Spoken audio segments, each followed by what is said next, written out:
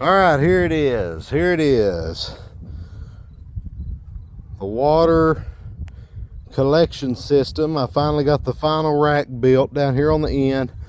I'm fixing to give you, whoever's watching, I'm fixing to give you the dimensions on this here said apparatus. Now, this is the way I designed it for my, needs and stuff. So you may have to modify or adjust as you see fit, okay? But you see right here, it's a two-tier system.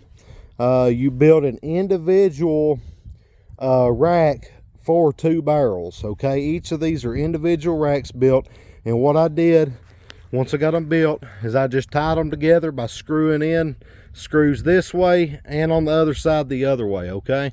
That's all there is to it. I've got to put a few more screws, now that I think about it, going this way on the inside of this one, okay? But there it is. This is what the rack looks like raw. One rack. You've got these little slats down here. You can tell these are not perfect, but hey, it ain't got to be. This is what it is, right? Now you'll see I've got 2 boards right here versus 1 board in the back on this one, and that's because dummy me made a mistake on the measurement calculation, okay?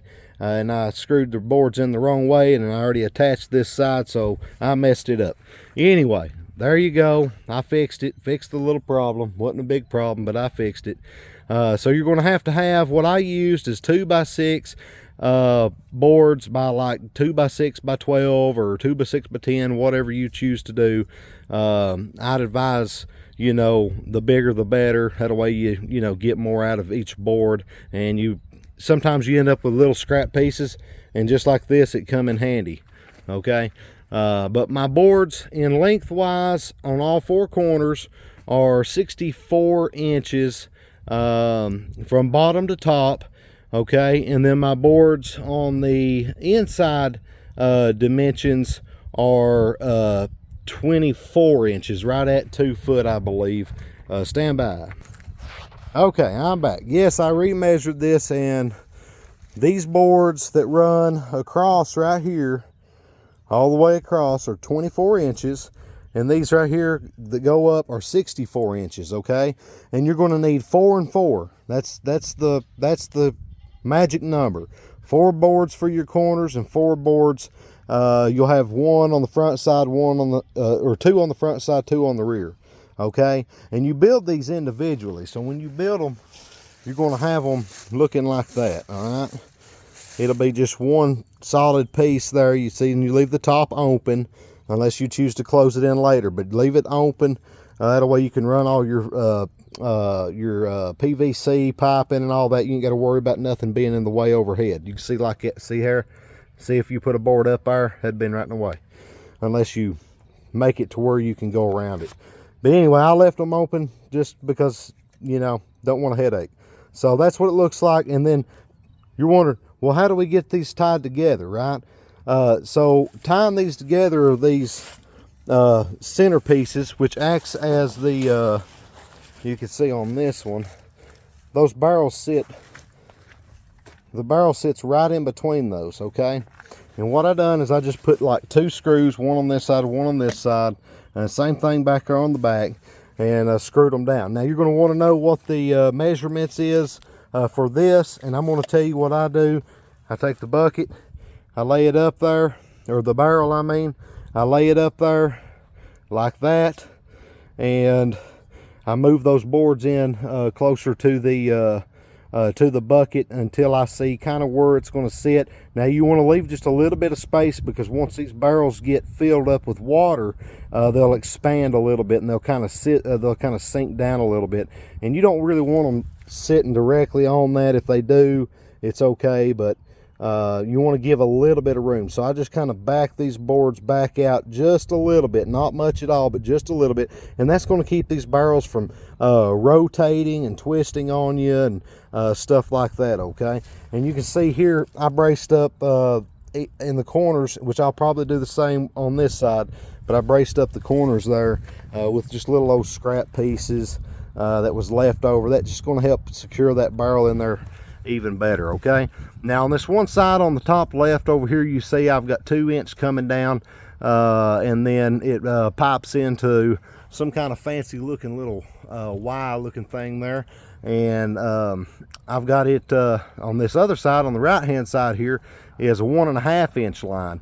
And there's no trick to it. I literally done that because that's what I had laying around the house. Okay, that's what was laying around here, and so I made use of it and used it for what I needed to use it for. Okay, well, there's a quick showdown of it.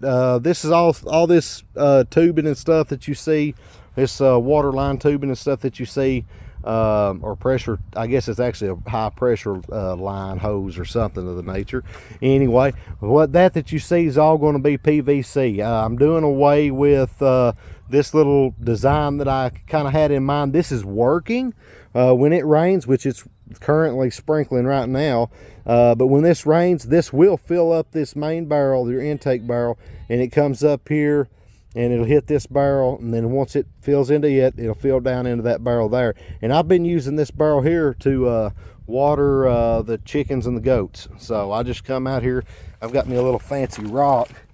I don't have one of them, they call it a bung, I think it's what they call it, a bung tool, and I don't have that. I've got a rock, but it works just the same. Okay, I take my rock, I stick it in there, and it's kind of marred up, but it won't be after a while, you know. And you can see I open it up to get the water out of it, and that's just what I've been doing for temporarily until I got this done. This project's kind of took a back seat on some other stuff. There are some other stuff's took the priority over this project. So anyway, there you go. You may need you a ladder depending on how high your roof and stuff is, you know, to work with what you got going on here. All right, but that's it. And you'll see right here, these barrels, like I said, you just throw them up in there, right? And then do all your piping and all that. Okay, you just have to make sure that you have some form of ventilation system. And this is not completed yet, and I'm actually going to probably scratch part of this and redo this, but you do have to have a ventilation system that allows that air, because once this starts filling up with water, it'll be pressurized, and if you don't have some kind of ventilation system, it's liable to blow a leak out on you or something. You know, you don't want that. So some people vent them from the rear, but this little design I've come up with right here seems to be working exceptionally well. So we're going to keep it in play. Right here, I'm probably going to end up going with a like a T instead of, or like, well, probably to do some kind of T or something here. I don't know. I haven't quite decided yet, and may just run it down, run a T down here on the bottom and run over, because it should do the same thing in theory, fill these buckets up once they get enough water running. But now one good solid rain will fill these dudes right up. Okay, now this is I have 6 of these 55-gallon drums, and the 6 55-gallon drums is equivalent to 330 gallons of water, and that's what we're going to be using to water the garden, which is about 150 foot probably right here behind me. Maybe not quite that, maybe about 100 foot behind me, but that's what I've got going on. Okay, there you go. And like I said, this is raw cut lumber. I picked this stuff up at the lumber yard, and man, that's awesome stuff right there. It's like half the price of what you pay at Lowe's, and I'm just throwing these names out there. You can shop at Lowe's. I ain't saying there's nothing wrong with Lowe's. But you know, these places like that, the hardware stores, all these places that sell lumber and stuff, if you're looking for, if you're not worried about what, you know, making it look very fancy, this is the best stuff to use right here, this raw cut lumber. And you guys can see that. I mean, that's what it is. That's what it's going to look like for you, you know, when you get it done, when you get it built. And like I said, this is rough. This is not, by all means, I'm not a carpenter, I'm not an expert, I'm just a standard old guy doing what he does, right? So that's it. That's the system, that's the setup. Here, I'll give you an angle from this side, because so you can see what the barrels look like sitting right here. See that? See how they kind of overhang? They overhang a little bit in the front, and they overhang a little bit in the rear. The rear is not so much your worry. You just want, these barrels have a little lip on them right here. There's like a little lip. You can kind of see that. See that lip? That lip, you want that to sit as close up to that board as you can, and that's just going to help it from shifting forward and and backwards if you want to put something back there or figure out a way to block it up so it don't move at all. By all means do it. But this has got enough water in it, man, them things don't move. But make sure that when you do this, you use you know, decent screws and stuff. You can see here I've got a little gap going on there. That's probably where a screw didn't take. I may try to throw another one in, and that could be just from pressure from the water.